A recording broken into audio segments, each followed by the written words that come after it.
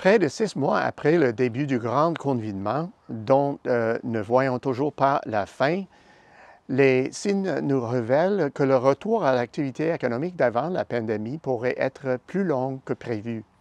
Dans ce contexte, les gouvernements de par le monde doivent se livrer à un exercice difficile, maintenir les mesures pour freiner la propagation du virus tout en soutenant la relance de leur économie respective. Certains pays semblent avoir réussi cet exercice plutôt bien. C'est le cas de l'Allemagne, du Chili, de l'Australie et de la Corée du Sud, où on s'approche d'une certaine normalité économique.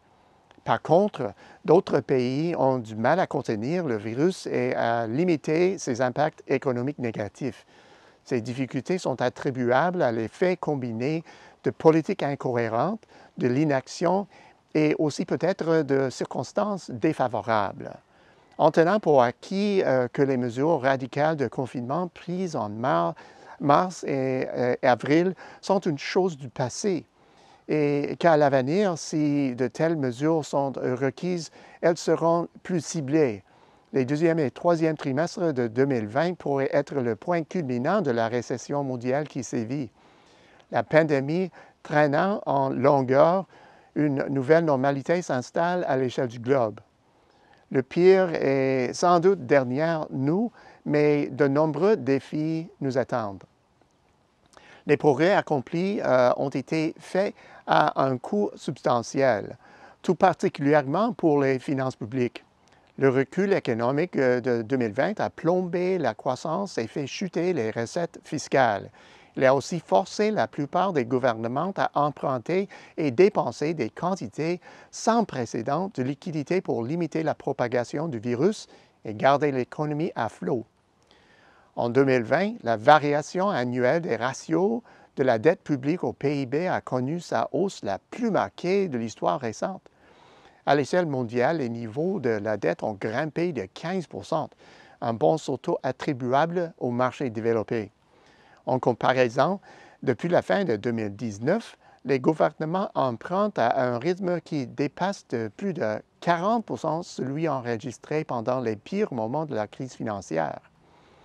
La conjoncture d'emprunt offre aux marchés développés qui en ont la possibilité de refinancer leurs dettes à moindre coût. Les taux d'intérêt très bas et l'accès facile au crédit, dont une bonne partie est mise en monnaie locale, maintiendront les coûts du service de la dette à un niveau minimal. Pourtant, bon nombre de marchés émergents, en particulier ceux exposés à la diminution du cours des produits de base, du tourisme et des envois de fonds des travailleurs à l'étranger, devront payer plus pour emprunter. Pourquoi?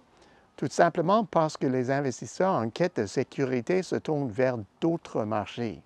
Résultat, les déficits continuent de se creuser à court terme, ce qui est hautement problématique pour la soutenabilité de la dette et l'accès au crédit à long terme.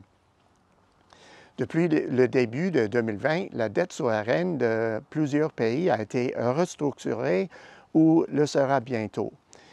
C'est le cas, entre autres, de l'Argentine, de l'Équateur, de la Zambie, du Liban et du Suriname. Ces marchés où il existait déjà des faiblesses comme des emprunts insoutenables avaient tiré la sonnette d'alarme avant la crise de la COVID-19. Pour certains, la pandémie a simplement facilité un scénario inévitable. La fin de la pandémie n'étant pas en vue, plusieurs marchés émergents aux prises avec une crise de liquidité pourraient aussi traverser une crise de la solvabilité. Depuis le début de l'épidémie, Exportation et Développement Canada a baissé la notation souveraine de plusieurs pays en raison des risques d'une envolée de la dette et d'autres facteurs connexes. Ainsi, au cours des deuxième et troisième trimestres de 2020, pas moins de 60 notations souveraines ont été abaissées, contre seulement 16 en 2019.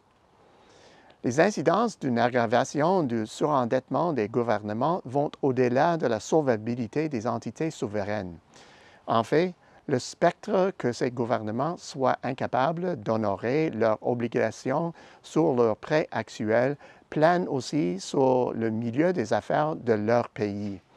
Cette situation pourrait avoir comme conséquence de faire augmenter les coûts d'emprunt pour les entreprises actives à l'échelle nationale et même pire, fermer la porte des marchés financiers et des marchés des capitaux. Ce scénario risque d'entraver la capacité d'un marché à se développer et dans une économie mondiale caractérisée par l'interdépendance, la faible croissance dans un pays aura forcément des retombées ailleurs, notamment une diminution des échanges commerciaux, un fléchissement de l'activité économique et une hausse des actifs non productifs. Au bout du compte, l'année 2020 n'a pas d'équivalent dans l'histoire moderne compte tenu des multiples répercussions de la COVID-19 sur les personnes, les entreprises et les gouvernements.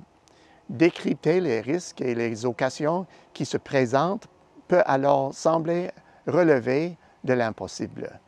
Heureusement, EDC peut vous aider à trouver un sens à tout cela en mettant à votre disposition de multiples ressources, dont l'analyse trimestrielle des risques pays.